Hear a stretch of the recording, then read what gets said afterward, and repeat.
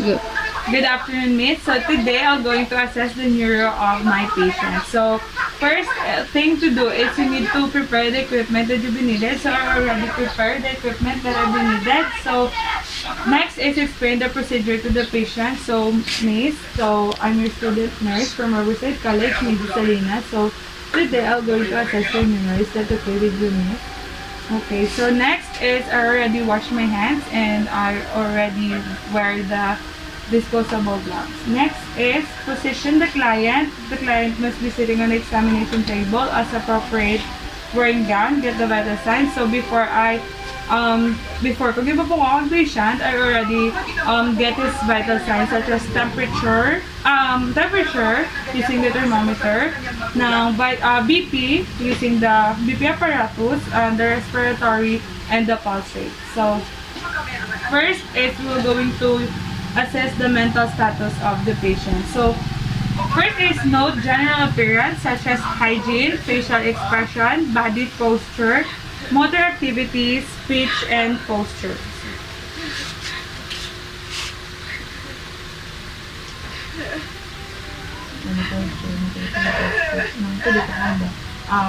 Can I ask your name? I've noticed that the patient is clean because I can see that his hands are clean, her teeth are white, and has a proper grooming, which indicate a good hygiene of the patient. I've also observed his facial expression is serious and appropriate while I'm taking the vital signs. There is no improper movements. The body posture of the patient is normal, which is I can see that from the back of the spine of a patient is straight. I will also observe that my patient follows correctly on the instruction that I've given, and I'm taking her vital signs and answer all the questions that I asked her. I didn't note any mental disorders such as schizophrenia. So next is assess the degree of wakefulness, alertness, from full alertness, level 1, down to coma, level 4. I must have the first to perform the Glasgow Coma scaling, and I should note the score. The Glasgow Coma scale has 3 phases, which includes. So first is note eye opening. So I will talk to the patient, make her speak, and press the patient nail bed. So, okay ma'am, so I am Mrs. Salinas, assisting you for today. So can I ask how are you feeling today, ma'am? Motor response. So next is the motor response. So let her raise his right hand, then left hand. Can you raise your right hand? Left hand. Next is the verbal response. So, kabalo ka ma'am kung din kasulong. Nang alas ka usually gabog ka. Depende. So, using the appropriate scoring, so the patient is responded well. She's very responsive, which is total score on her Glasgow Coma scale is 15. In this, I have proved that my patient is not comatose nor paralyzed and unresponsive. I'm giving her 15, which is the best response because she opened her eyes spontaneously, oriented to the time, place, and person, and lastly obeys my command. So next is I will ask questions to assess time, place, and person. So can I ask your name again, ma'am? So may I ask if you know that what day is today?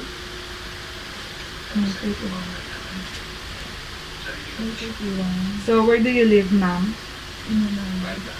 So assess for memory, ask question again. So can you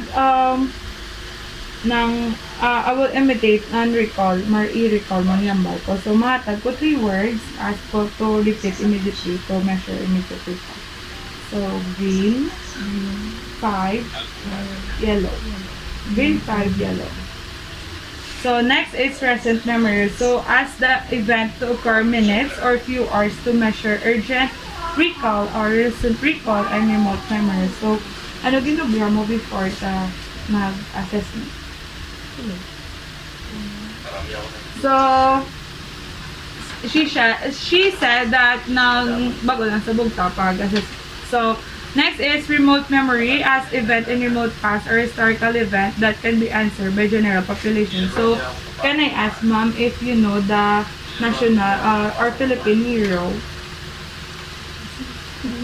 So, the patient immediately recalled the words that I've said. She's also answered the event that occurs few hours and she can recall the past or historical event and has no sign of memory disorders such as Alzheimer's disease. So next is assess mood and affect, and it's appropriateness.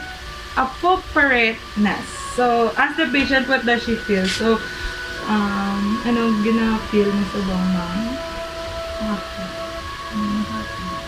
So the mood and effect of the patient is happy. She told me that she is happy while smiling. That simply show that she is showing appropriate mood and effect. And I didn't see any appropriateness, just like a flat effect.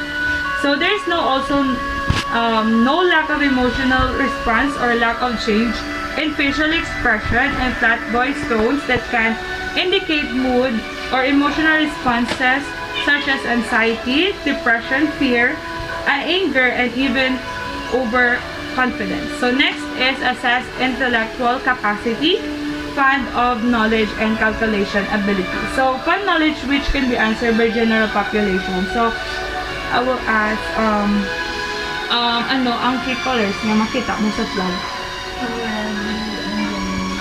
So give me animal that can fly. So calculation ability ng 10 times 10. 10 divided 2. So, the patient answered the question correctly, which can I also answered by the general population. The patient doesn't have any inability to calculate simply mathematical problems, which may indicate organic brain disease. Next is assess thought content, as to interpret proverbs, insight, as to interpret situation, assessment, judgment. So, Miss, can you interpret the saying, time is gold?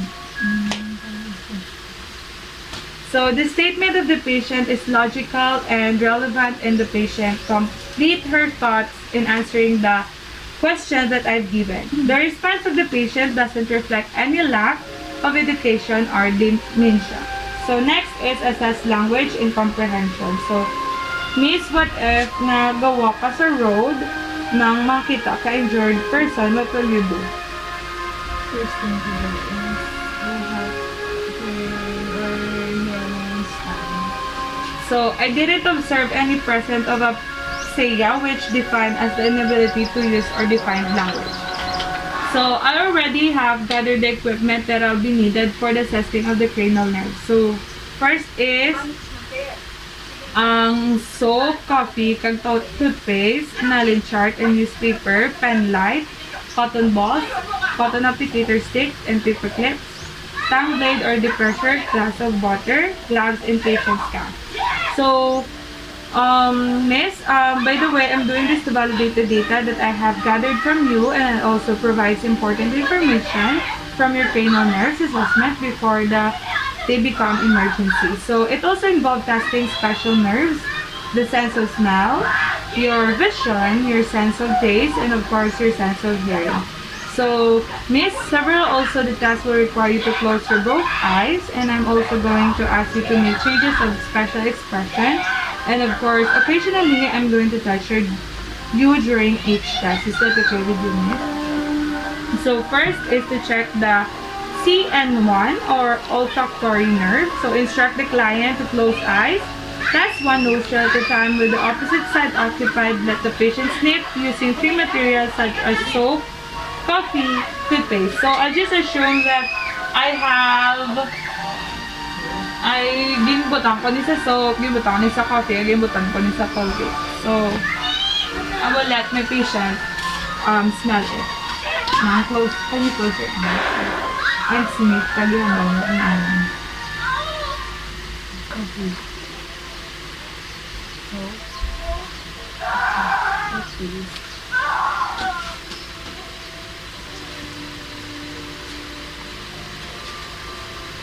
So, so as I test each nostril of my patients, she clearly distinguish and identify the smell of soap, coffee, toothpaste, and she doesn't have any presence of anosmia or loss of sense of smell.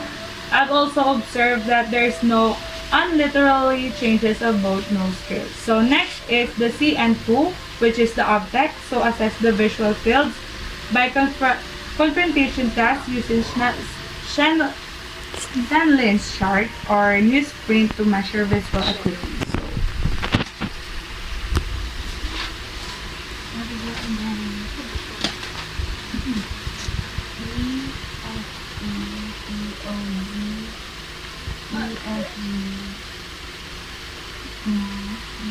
Beautiful, handsome, and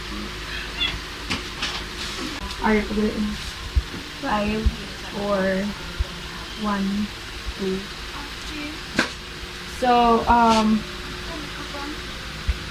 in the confrontation test of the patient is normal because she can see the visual field of my finger. At the same time, she can also tell what number that my hand is showing. So, for the channel test and Rose bomb test, yeah, the normal vision of my patient is 20/20. The larger the denominator, the poorer the patient's vision. So I didn't observe any visual reading difficulties. There is no presence of papilledema. The patient reads the letters and numbers correctly. So next is the CN3, which is the oculomotor, CN4 trochlear, and CN6 abducens. So papillary light reflex, observe the pupils for size, observe for any irregularities and asymmetry. So to assess the papillary light reflex, I'm going to use pen light. Since I don't, in here, I'm going to observe the pupil size, observe for any irregularities and asymmetry. So I will let my patient position her hands in between eyes and look straight to your eyes. Do it on the right side and after in the left side.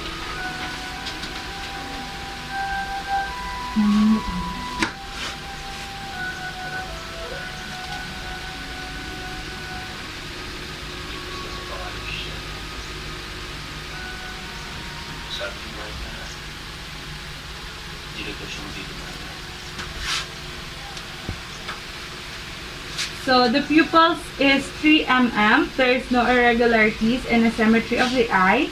There are no any presence of nystagmus, even the strabismus. So next is assess extraocular movements. Instruct client to follow examiner's fingers as they move horizontally, vertically, making a cross, and diagonally, making an X, or I will gaze the object in 6 cranial fields. So to assess the ocular movement, ma'am, can you please stick your head straight to my face, and as I gaze the object of the 6 cranial fields, only your eyes will follow as it should it to you. So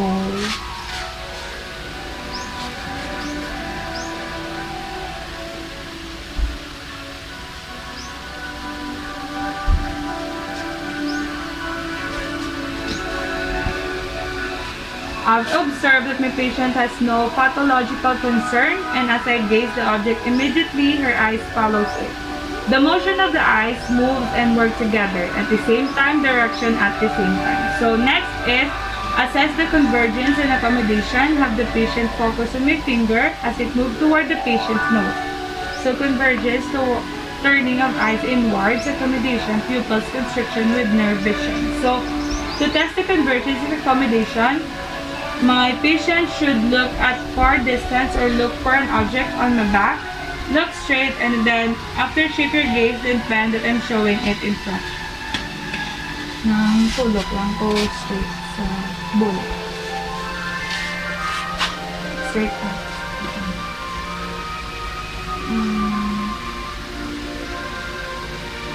Okay. So I observe the pupil of my patient is that when the object is near, it converges, or it turns inward, the pupils constrict. But when the patient looks at afar, her pupil dilates. So this is what we call, when the pupillar changes, is called accommodation, while the turning in of the pupil is called convergence. Also, the eyes of the patient are not dropping. Next is CL5, so trigeminal sensation. So we use cotton ball for light touch and blunt object for deep touch. So I will instruct my client to close eyes, touch each of the 3 areas with the object in random fashion each side of the face, instruct to say touch if the client feels the sensation. So for sensory, ma'am, can you please close your eyes? And can you say light if you can feel any sensation of cotton balls? And say deep if you can feel the paper clip.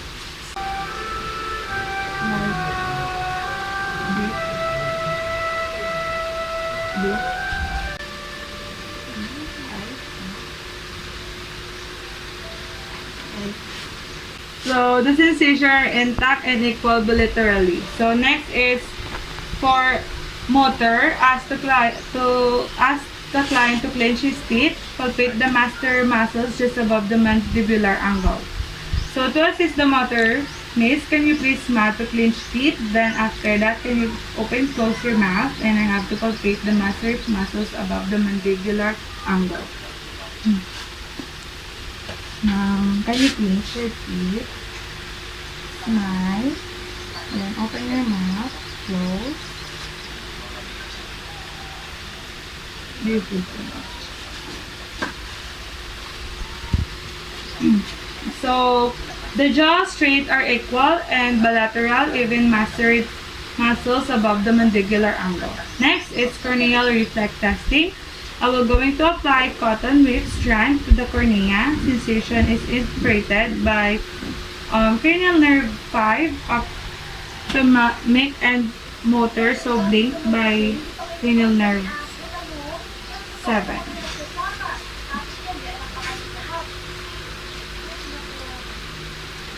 So for the corneal light reflex, so Miss, can you look straight forward to the window? To the straight back. Tapos I'm going to touch the cornea using the cotton ball strips. Then look if your eyes is blue.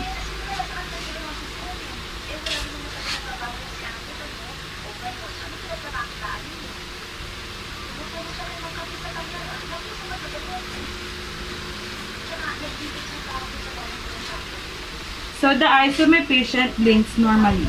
So next is the cranial nerve 7 facial. So I will inspect the face, noting for any facial asymmetry. Ask the client to raise eyebrows, close the eyes tightly, purse the lips, draw back the corners of the mouth, and exaggerated smile. Frown, puff out both cheeks. For the sensory, I'm going to let you taste of vinegar, salt, sugar to test also the changes of your face. So can you raise your eyes? Then close the eyes tightly. Purse the lips. Purse the lips.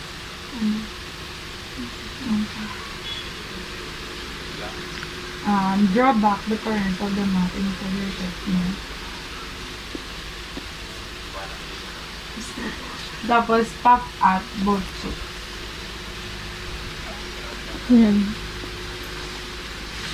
Tapos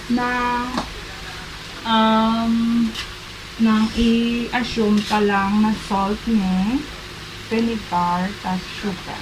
So, can you close your eyes, ma'am? So, vinegar. Salt.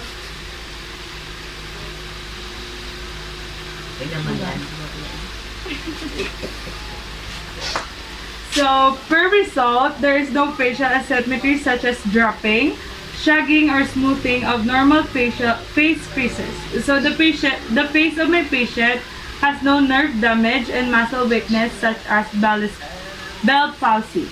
Next is the cranial nerve number 8, vestibulocochlear. So, test grossly the cochlear part by having the client close her eyes, indicate when a ticking watch or rustling of the fingertips of the examiner is heard as the stimulus is brought closer to the ear. So perform Rumberg test for balance, vestibular.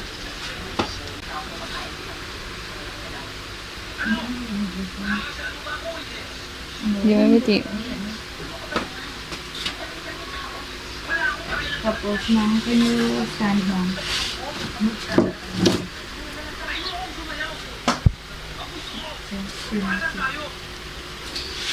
So my patient hears clearly the ticking of the clock, the watch, which means that hearing is considered normal. So there is no any deafness, there is no something wrong in the auditory of the ears.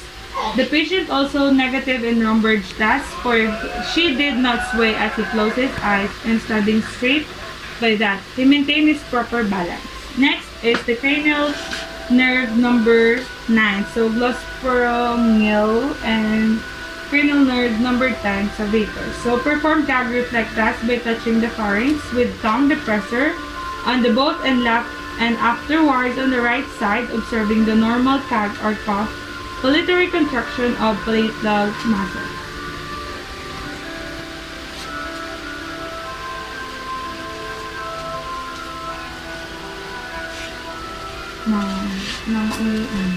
Amon din, ang lilit mo. Deploying meds today at the Tapos, kala ko ano.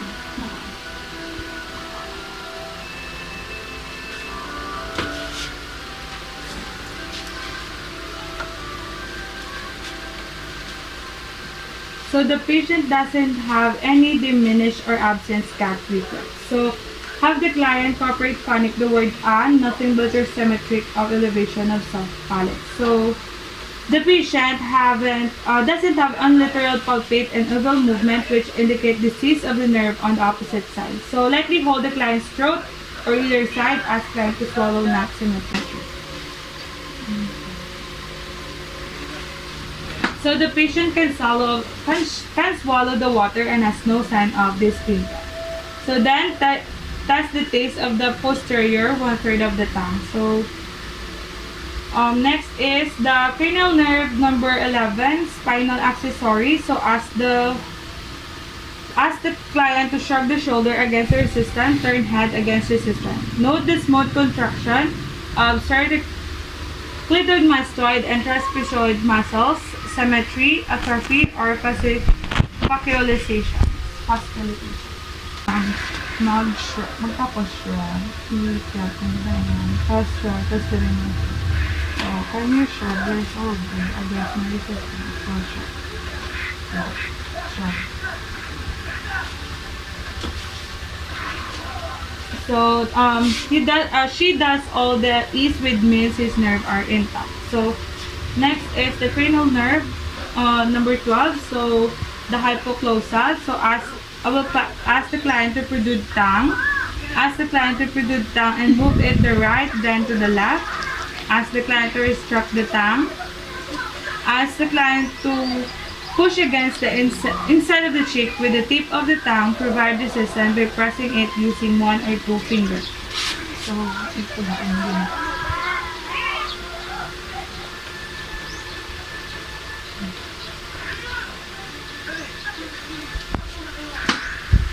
So, my patient tongue produced irregularly straight, minimal degrees of deviation, so affecting only the tip are the insignificant.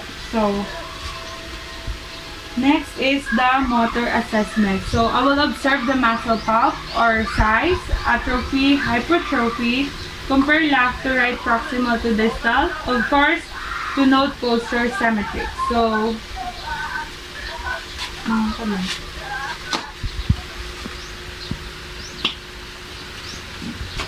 So there is no presence of atrophy such as loss of muscle tissues. There is also no presence of hypertrophy, which is the increase of muscle tissues. And the posture of a patient is symmetric. Symmetry. So next is assess the muscle strength or power using the appropriate scoring. So I will ask to push and pull against resistance and patient's hand as it opposite reflection and extension. So I will ask my client to stand. Now, iyon mo na tapos pangasal. Then, maliwat na siya. Kung saan yun mo, shoulder, iyon mo sa shoulder. Tapos.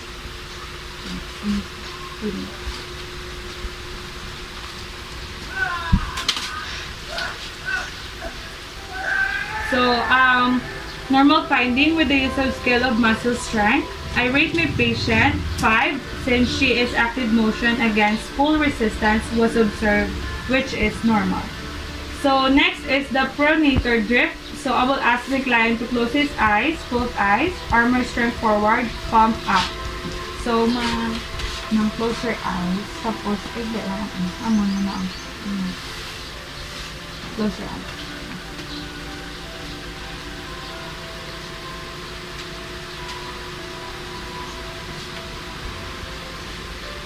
Okay. So, with the use of, so my patient is maintain the position of hands equally.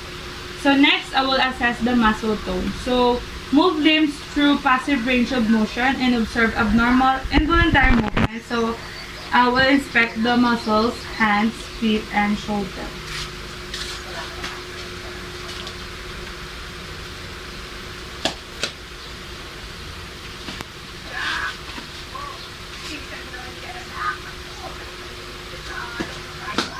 So, no presence of hypotonia or flaccidity, even more no presence of hypertonia, asphalticity. The normal scale is 5, which indicates an active motion against full resistance. No presence of involuntary movements such as tics, tremor, myoclonus, chorea, and dystonia. My patient doesn't have any Parkinson's disease.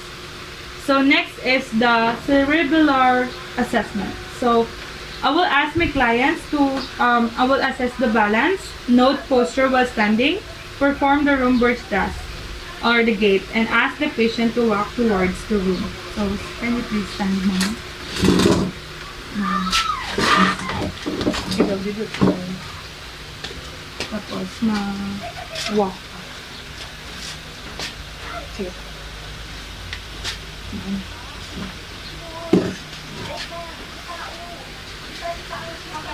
So my patient is positive for the test due to the fact that he didn't sway as he closed his eyes and his posture normal. Full kayo. Diba? Hindi ganun po ano. So, can you please stand now? It'll look fine. And kindly close your eyes, then walk. Sige pa. Okay. Sige na nga. Let's see.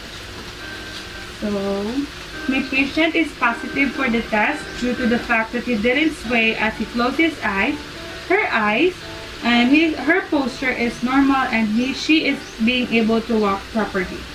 So next is I will assess the coordination, perform finger to nose test, pronunciation, syncopation of hands, heel to shin test. So, sa finger to nose test, so I will ask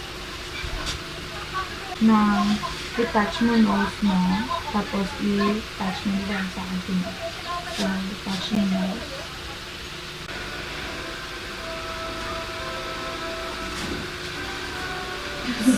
Sa pronunciation, suspination of hands, so I will ask the clients to perform. So, ihamon mo na ang ilong as fast as you can. As fast as you can. Next is the heel to shin test. So, idog-idog eh. Naahamon mo na ang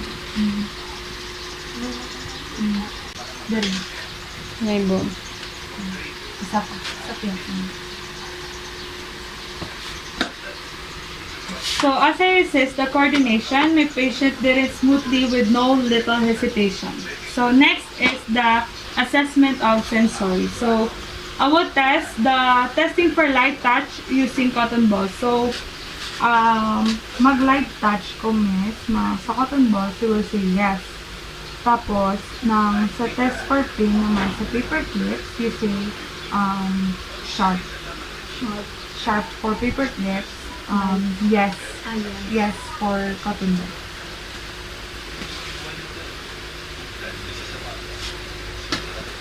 Kindly close your eyes. Close your eyes.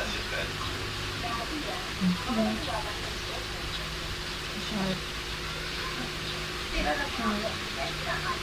Yes.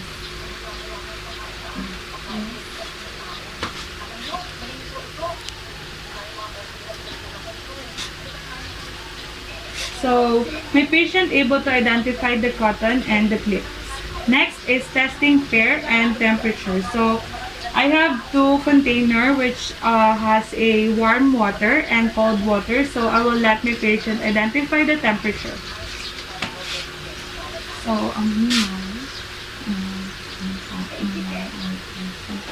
i-touch mo kag identify kung hindi naman pag di natin. Close eyes. I-close eyes. Then, i-touch mo sa sulod with ang finger mo. Okay, close it. Okay, sa sulod. Ano siya? Going. Ano siya?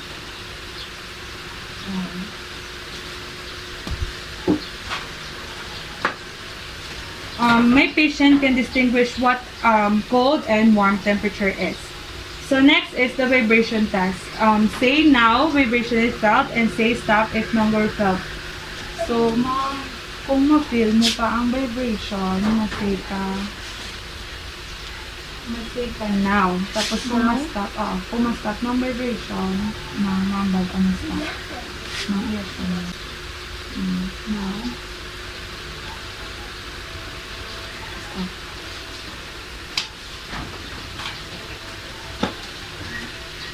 So the patient can feel vibration. Next is the position sense. So let the patient close her eyes, then move the patient's finger up and down, and let the patient tell what direction I'm gazing to his finger. It will tell it. Dinano ko kamating ko baba ka doon. Up, down, up, down. Next, we will assess the 2-point discrimination. So, using the 2 sharp part of the cotton buds, cotton applicator, I want you to close your eyes, ma'am, and tell if you can feel 1 point or 2 points. So, for fingertips, the distance is 0.3 to 0.6 centimeter. For hands and feet, 1.5 to 2 centimeter. And for lower leg, the distance is around 4 centimeter. So, kung ma-feel mo 1 point sa sharp, sa mamay ka 1 point. Can you close your eyes mo?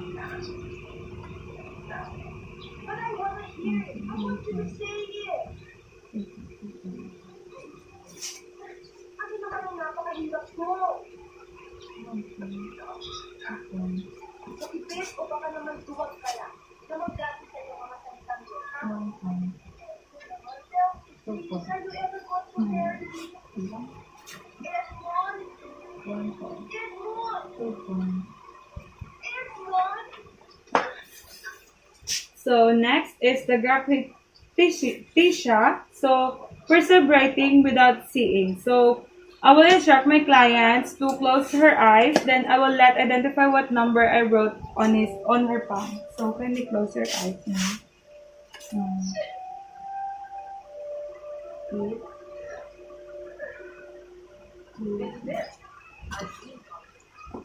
So she being able to identify the number. So next is the stereognosis. So identify the object without seeing it.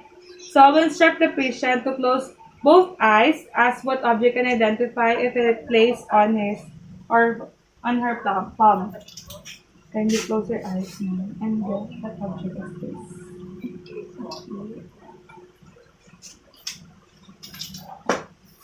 So the patient identified the object on her hands without seeing it. So next is we will proceed for reflexes. So assess deep tendon reflexes using appropriate scoring. Absence 0, hypoactive +1, normal active +2, hyperactive +3, hyperactive with clonus +4. So first is we will going to assess the bicep reflex. So bend the arm of the patient and place index finger over the bicep.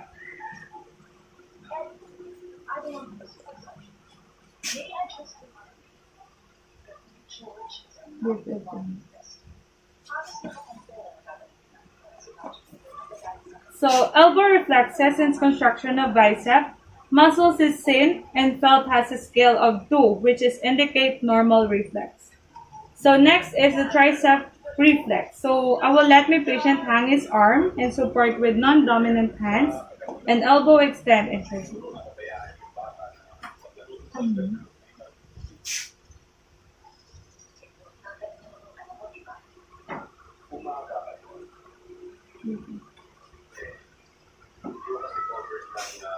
So elbow extend and tricep contrast. So next is the brachyradial reflex. So the client should flex elbow with palm down, thus hand resting on the lap, and top tendon of the radius about 2 inches, vice versa.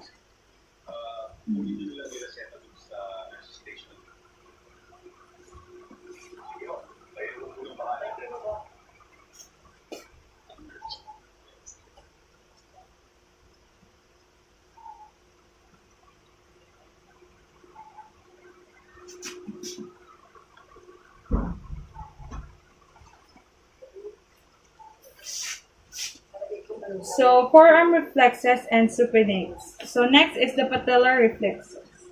So, sa knees niya siya. So, client both legs hang freely up and tap the patellar tendons.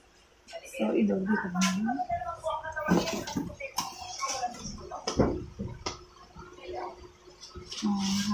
Ihang mo imo.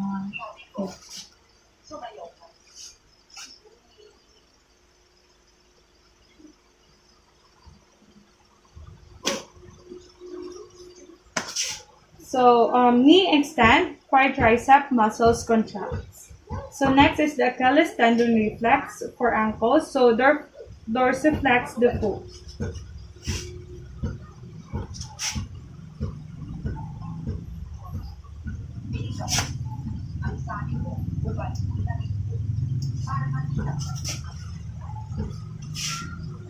So, plantar flexion is present. So, next is the plantar reflex sa dapadapasang foot. So, stroke the lateral aspect of the sole of the heel to the ball of the foot, piercing the medial across the ball.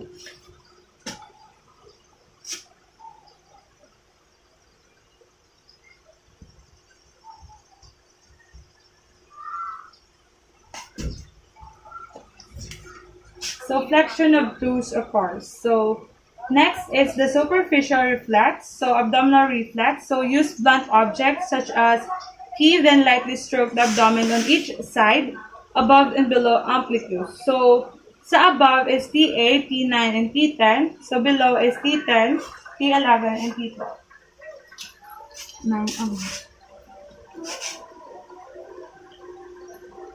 Sige.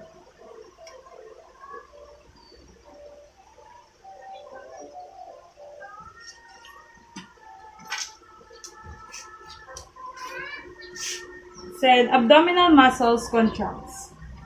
So next is the test forming wall irritation. So and after doing the assessment, you need to do care of the equipments and make the patient comfortable in comfortable position and wash your hands.